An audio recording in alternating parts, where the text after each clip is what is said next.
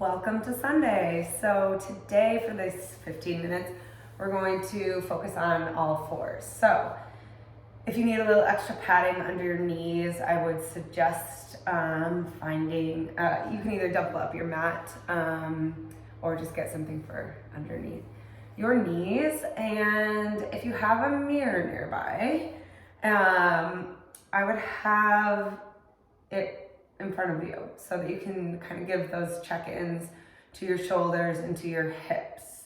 So if you need to organize and pause the video and do that. Otherwise, we'll go on and get going. Okay, so alignment is huge, right? So you want to make sure, this is where the mirror is going to come into play, that your knees are directly underneath your hips. And sometimes we feel a little more stable when our wrists are way out in front of us, but to challenge that belly a little bit more, I want you to walk them back so they're truly underneath your shoulders. So when we start to feel a little drop in that low belly, we pull our spine along with it. So that front of your pants has to be drawn up into the back of your pants. And I want you to challenge to keep that this whole time. The other thing I want you to check in is that those shoulders stay nice and wide and down your side body, down your back. Fingertips are really spread open and wide, and tips of your fingers maybe turning a little white to encourage that to press down so you're not hanging too much into your wrists. I know that this sometimes can be a lot. If there's arthritis in the fingers at all, then you can definitely come down onto those shoulders, and different times I will cue that. However, if it feels okay, let's try and be here. So the tips of your ears are what's going to be reaching long and in front of you to encourage this oppositional energy to this, right? So your sits bones are going to be reaching back behind you, creating a little more space. So when we're laying on our back, we kind of have a little more feeling of being able to spread those ribs away from our hip line. And I want you to try and find that here. And touching is always awesome. It gives you some encouragement, makes you move a little bit better. So once you find your alignment, really press down through the tops of those feet. And I want you just to glide that right arm out in front of you. Fingertips are going to stay down. So really cue in as we go to take the left leg out that you're not going to shift, right? So it takes a lot of abdominal control as you slide that left leg out. Now from here, we're just going to lift both ends and lower, and lift and lower. And I want you to imagine that cup of tea sitting on that base of your pelvis. It's not sloshing around as you lift and lower. And so that stabilizing arm and leg will feel the work. And again, if this really feels like a lot on that arm coming down to the forearm, just make sure that you still have that elbow right underneath your shoulder, and that arm won't lift as high, just so that your shoulders stay in line with each other. For 2, and last 1. Nice, and then slide it all back in. I'm going to come back up onto my other hand. And then you're going to take that opposite. So you're going to slide your left hand out first, and then engage through that belly. Control, make sure you don't shift, and it's harder than it looks as you take that opposite out and lift and lower. Feeling that reach, so you're maintaining this length from rib to hip.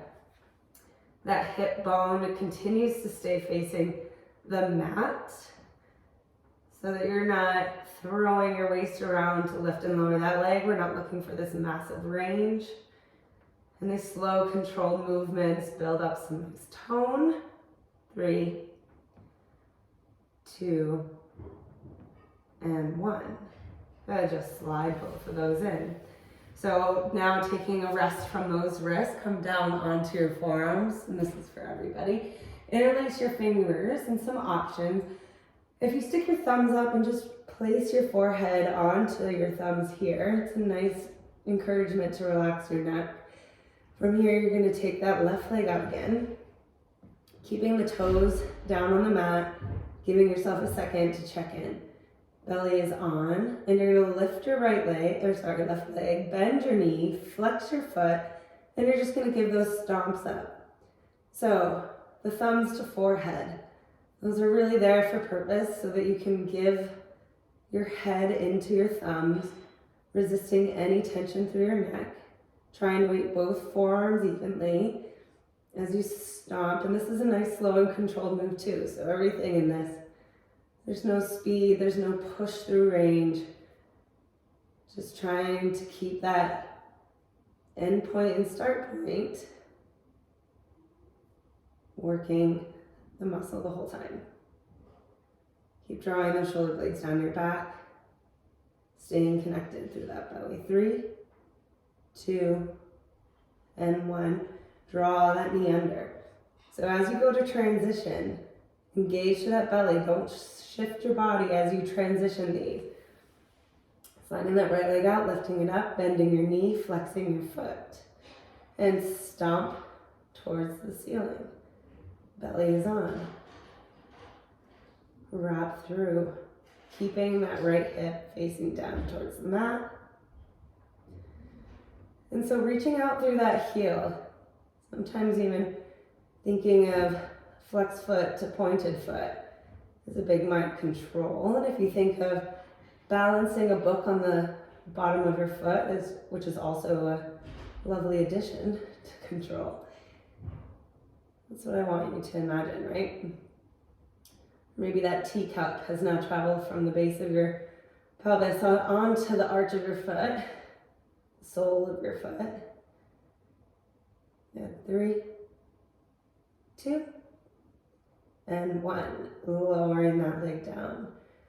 Nice, and then you're gonna stack back up. So realign, spreading those fingers. It's always like a little stretch there. And then you're gonna take your left leg out again. Spread wide through that chest, reach those ears. So place your toes down onto the mat for a second.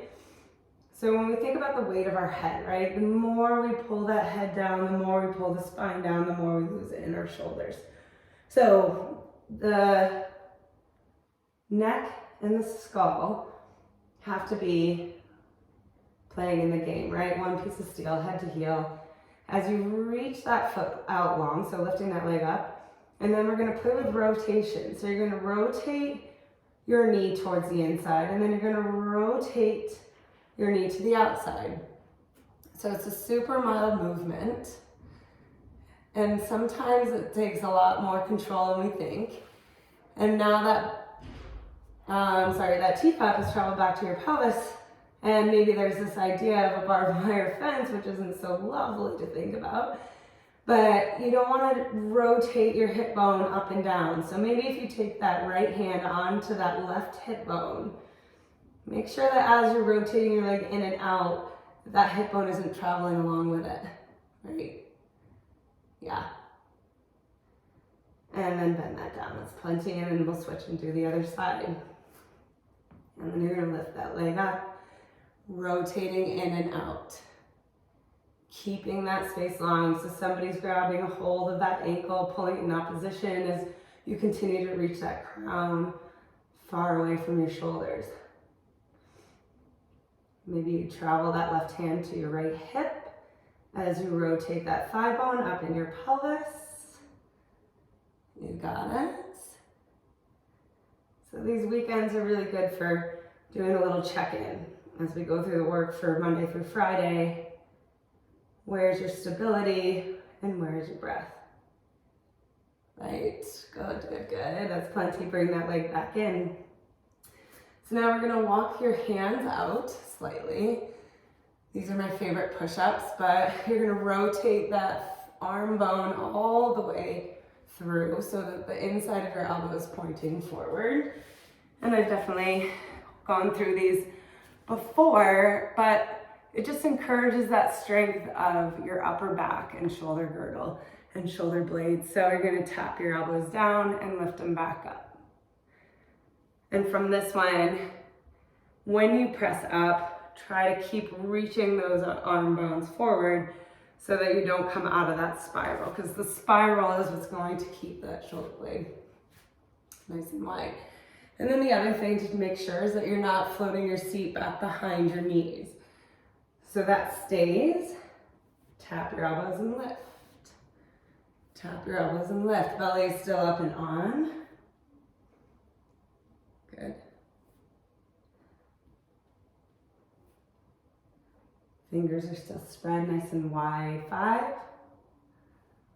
4, 3, 2, and 1. Shift your seat back, reaching those arms forward. Good. Coming back into your all fours, so knees under hips. Back into that space of shoulders supporting. So this one, you're gonna slide that left leg out first again, lifting it up hip height. So this could be a very small movement. You're gonna float that leg out to the side and exhale, bring it back center. So it's like your quad is gliding along a table. There's no divots or dips in that table. And you're just taking it out to the side, catch, and exhale, bringing it back in. Everything staying nice and wrapped, shoulders staying nice and wide and supported. This is another one. If you need, definitely come down to those forearms. Let your elbows fan out to the side slightly. Keeping those hips in line. Good work. 2 more on this side. Trying to find that weight. Both arms staying nice and heavy. Last one.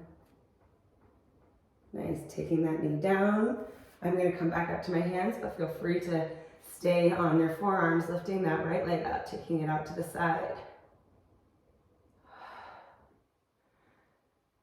And I'll be the first to admit, sometimes we want to take a little check-in, see what's happening in our bodies. We lose our head. So make sure that head is up on your spine again, ear tips reaching nice and long away from you. It'll actually make this a little bit easier and takes a lot of weight off of those wrists. Good.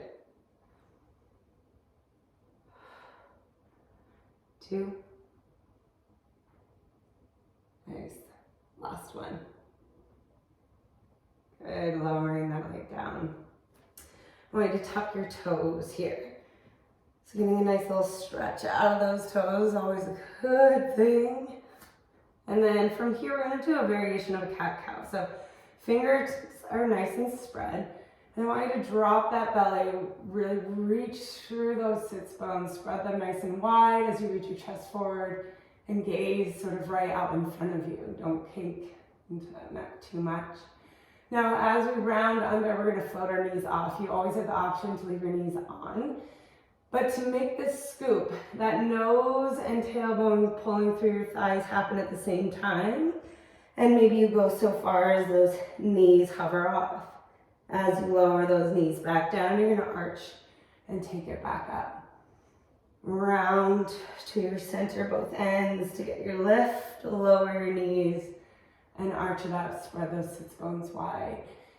So as you go between these two, rounding and arching, pay attention to that pelvis. Make sure you're not squeezing too much through your cheeks and give them that space as you go into your arch. Stretch your belly, exhale, find that round and scoop, lift, arch and open.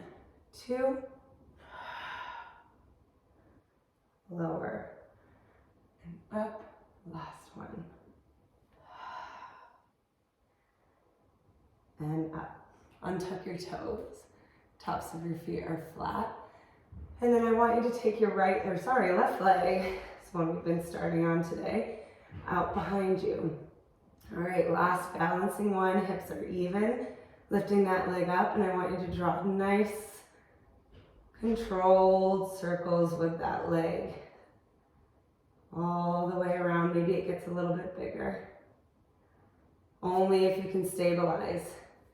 So know your strengths, and you'll get way more out of it, keeping it nice and small if you're controlled, than making it too big and being out of control. So the range, again, doesn't matter. The control is what matters. Good. 3, 2, 1. And lower that down. You're gonna take the opposite leg out. Make sure you're always giving that check into the mirror, making sure you're even. Lifting that leg up, starting with small circles. And so your body's not throwing around. We're not looking for movement in this one. We're really keeping that nice control. Same thing, play with how much bigger you can keep that control. You got it. Do a little check-in, what's happening in your shoulders, what's happening in your fingertips, what's happening in that reach of the crown of your head. 4, 3, 2, and 1. Good, you're gonna bend that knee back in. To come out of this, I want you to tuck your toes. And then you're gonna just shift your body weight onto your feet, walking your hands back. So you're in this deep squat, chest is on your thighs. And then to come up, I want you to drop those heels as you start reaching your sits bones up towards the ceiling. Letting that head hang high, stretching out the back of that leg. Maybe you pedal your legs out. Letting those arms stay nice and heavy, stacked, bringing those ribs over your hips, shoulders round back and down. And you are done. Enjoy the rest of your weekend.